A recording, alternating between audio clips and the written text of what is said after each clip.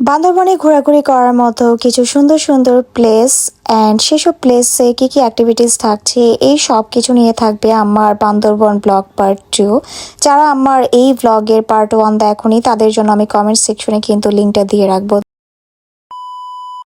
সকালে নাস্তা শেষ করে আমরা একটা চাঁদের গাড়ি ঠিক করি, আর চাঁদের গাড়ি আমাদের কাছে ওদের ভাড়া চায় 1200 টাকা। এই চাঁদের গাড়িটা আজকে সারাদিন আমাদের সাথে থাকবে এবং আমাদেরকে বিভিন্ন স্পটে নিয়ে যাবে। আমাদের প্রথম স্পট ছিল মেঘলাতে। সো মেঘলা যাওয়ার জন্যই আমরা এখানে চাঁদের গাড়িতে উঠে পড়ি, আর এই সময়টা এত বেশি মজা লাগছিল। চাঁদের গাড়ির এই ভ্রমণটা কিন্তু খুবই মজাদার। দেন আমরা চলে আসি মেঘলাতে। আমরা যখন মেঘলাতে পৌঁছাই তখন একদম দুপুর টাইম 12টার মতো বাজে। আর মেঘলার এখানে টিকিটের প্রাইস ছিল আমাদের পার পারসন 50 টাকা করে। ভিতরে ঢোকার পর মনটা এত বেশি ভালো হয়ে যায়, চারদিকে যেখানেই তাকাচ্ছিলাম শুধু সবুজ আর সবুজ। আর আমি হেঁটে হেঁটে একদম নিচের দিকে নামছিলাম। তবে হ্যাঁ, বান্দরবন যারা ঘুরতে আসবা তাদের কিন্তু প্রচুর এনার্জি নিয়ে ঘুরতে হবে, মানে তোমাকে বেসিক্যালি অনেক বেশি হাঁটতে জানতে হবে, কারণ অনেক উঁচু উঁচু পাহাড় বেয়ে হচ্ছে বান্দরবন ঘুরতে হয়। সো আমরা এখানে সবাই মিলে অনেক বেশি এনজয় করছিলাম, একদম রিফ্রেশ লাগছিল। সারা জার্নি করার পরেও একদম মনে হচ্ছিল না যে টায়ার্ডনেস কোনো একটা কিছু কাজ করছে। অনেক অনেক ছবি তুলেছি সেদিন। এরপরে ঝুলন্ত ব্রিজটার কাছে চলে যাই, এখানেও অনেক পিকচার্স ক্লিক করি। এরপর আমাদের সাথে দেখা হয়ে যায় এই ভাইয়াটার। এটা হচ্ছে লাবিবি তাহিদুল ভাইয়া। যারা ট্রাভেল ব্লগ দেখতে পছন্দ করো তারা হয়তো বা অনেকেই চিনো। ভাইয়ার ব্লগগুলো আমার কাছে খুবই ভালো লাগে। ভাইয়ের সাথে একটুখানি ভিডিও করে নিই, ছবি তুলে নিই। এরপর আমরা চলে যাই ক্যাবেল কারে ওঠার জন্য। ক্যাবেল কারের এই ব্যাপারটা আমার কাছে এত বেশি ইন্টারেস্টিং লেগেছে।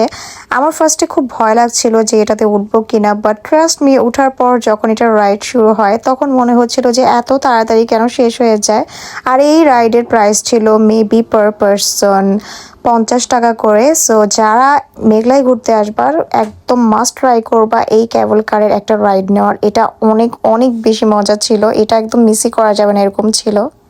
মেঘলা একদিনে ঘুরে আসলে কভার করা পসিবল না, আর এখানে ঘুরতে অনেক বেশি এনার্জি লাগে। আমাদের সাথে যেহেতু বেবি ছিল, সো আমরা এখানে অনেক বেশি টাইম স্পেন্ড করতে পারিনি, আমরা জাস্ট 1 ঘন্টার মতো ছিলাম। এরপর আমরা আমাদের সেকেন্ড যে ডেস্টিনেশন সেটার উদ্দেশ্যে চলে যাই। সেকেন্ড আমরা চলে আসি নীলাচল পর্যটন কেন্দ্রে। নীলাচলের নাম তো বান্দরবনে যারা ঘুরতে যায় সবাই জানে। নীলাচল হচ্ছে বান্দরবনের খুবই ফেমাস একটা ট্যুরিস্ট প্লেস। সো আমরাও চলে আসি। আর আমরা যখন এখানে আসি তখন লাঞ্চের একটু আগে আগে আমরা গিয়ে পৌঁছাই। সো মেঘলা আর নীলাচল তোমরা ট্রাই করবা একদিনে কভার কর, এতে করে তোমাদের ঘোরাটা অনেক বেশি ইজি হবে।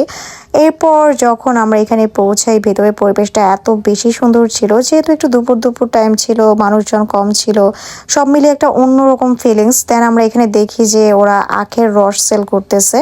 সো বাসার সবাই বলে যে একটুখানি আখের রস ট্রাই করবে। আমার আসলে আখের রস তেমন একটা পছন্দ না, বাট যেহেতু পাহাড়ে এসেছি, পাহাড়ের আখের রস কিন্তু খেতে অনেক বেশি মজা হয়। সো ভাবলাম যে একটুখানি ট্রাই করি। দেন আমরা সবাই এখানে আখের রস নিয়ে নিই। এই দুপুরবেলা এই ঠান্ডা ঠান্ডা আখের রসটা খেতে এত বেশি মজা লাগছিল। আর এটা অন্য সব আখের রসের তুলনায় অনেক বেশি মিষ্টি ছিল অ্যান্ড অনেক মজাও ছিল। একদম ফ্রেশ ফিল হচ্ছিল, তোমার চোখের সামনে খুব সুন্দরভাবে ওরা এটা মেক করে দিচ্ছিল। আর সবচেয়ে বেশি ভালো লেগেছে যে এটা অনেক ফ্রেশ ছিল।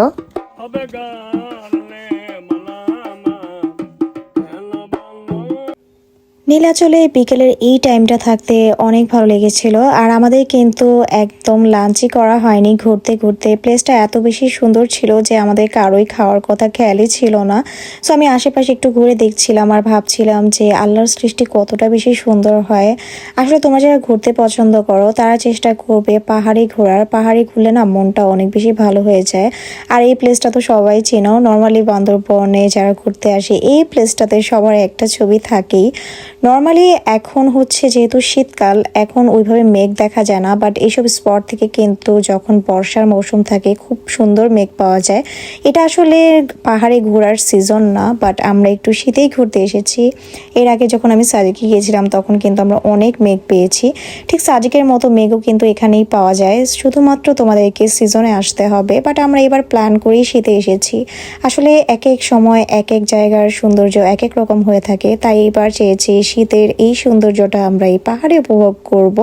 তাই আমাদের স্পট হিসাবে বান্দরবনটাই চুজ করা। আমরা আমাদের দুপুরের লাঞ্চটা নীলাম্বরী এই রেস্টুরেন্টটাতে অর্ডার করে দিয়েছিলাম। ওদের এখানে খেতে হলে কিন্তু তোমাদেরকে অবশ্যই আধা ঘন্টা আগে এসে অর্ডারটা কনফার্ম করতে হবে। আমরা যখন ঘোরাঘুরি করছিলাম তখন তোমাদের ভাইয়া এসে আমাদের খাবার অর্ডারটা দিয়ে গিয়েছিল। দেন আমাদের ঘোরাঘুরি শেষ করে আমরা ঠিক বিকেল সময় এখানে লাঞ্চ করতে চলে আসি। আর দেখো এরকম একটা পরিবেশে বসে খেতে কার না ভালো লাগে। দ্য ভিউ ওয়াজ ইনসেন, এত সুন্দর ছিল মাশাল্লাহ। ওদের সার্ভিস 10/10 ছিল আর ওদের ফুড কোয়ালিটি অনেক অনেক বেশি ভালো ছিল। আমি ভেবেছিলাম হয়তো বা ভিউ সুন্দর সো খাবারের কোয়ালিটি খুব একটা ভালো হবে না, তবে হ্যাঁ ওদের খাবার কিন্তু বিকেলের মধ্যেই শেষ হয়ে যায়। ওদের এখানে খেতে হলে তোমাদেরকে অনেক আগে থেকে অর্ডারটা কনফার্ম করে রাখতে হবে। আমরাই ওদের মেবি লাস্ট ক্লায়েন্ট ছিলাম, ওদের প্রায় খাবারই শেষ হয়ে গিয়েছিল। আর যেহেতু ফার্স্টেই বললাম যে 20 মিনিট থেকে আধা ঘন্টা আগে এখানে অর্ডার কনফার্ম করে ফেলতে হবে, তাহলেই তোমাদেরকে খাবার দিতে পারবে। এরপর খাওয়া দাওয়া শেষ করে চলে যাই একটুখানি অ্যাক্টিভিটিস করার জন্য। এখানে আমি আর আমার ভাগিনা সিসতে উঠে যাই। এখানে না বাচ্চাদের জন্য অনেক অনেক অ্যাক্টিভিটিস ছিল, সো বাচ্চা নিয়ে আসলে একদমই ওরা বোর হবে না, কারণ বাচ্চাদের অনেক খেলার জিনিস ছিল। এরপর এখানে একটু দোলনায় বসে দোল খাচ্ছিলাম। পরিবেশটা অনেক অনেক বেশি সুন্দর ছিল। একদম গোধূলি একটা সন্ধ্যা আমরা কাটাই নীলাচলে। নীলাচল থেকে ব্যাক করে একটুখানি ফ্রেশন আপ হয়ে আমরা চলে যাই চা খাওয়ার জন্য। লাকিলি বান্দরবন শহরেই আমরা ছিলাম, আর এখানে এই মামার চায়ের দোকানটা ছিল। ওনাকে রহিমের চায়ের দোকান বললে সবাই চিনে, আর রহিম মামার চা আসলেই অনেক মজা ছিল। মাত্র চায়ের প্রাইস ছিল 10 টাকা কাপ করে। বাট ট্রাস্ট মি, কোথাও গিয়ে আমি চা নিয়ে অনেক বেশি প্যারা খাই, ভালো চা পাই না। এর আগে কক্সে গিয়ে আমি অনেক সাফার করেছি চা নিয়ে, বাট এই চাটা অনেক অনেক বেশি ভালো ছিল। সো আমরা যতদিন থেকেছি এখানেই চা খেয়েছি। এরপর চলে যাই রাতে ডিনার করার জন্য। রাতে ডিনার করার জন্য আমরা এই রেস্টুরেন্টেতে যাই, এটার নাম ছিল বিআই বাড়ি। ট্রাস্ট মি, আমার খাওয়া সবচেয়ে ওয়ার্স্ট খাবার হচ্ছে ওদের রেস্টুরেন্টের খাবার। ভাতটা এত বেশি শক্ত ছিল, পাশাপাশি গরুর মাংসটা মেবি বাসি ওর পচা ছিল, আই ডোন্ট নো। এত বাজে একটা স্মেল আসছিল। সো আমরা ফ্যামিলির একটা পার্সনও সেদিন কোনো কিছু খেতে পারিনি।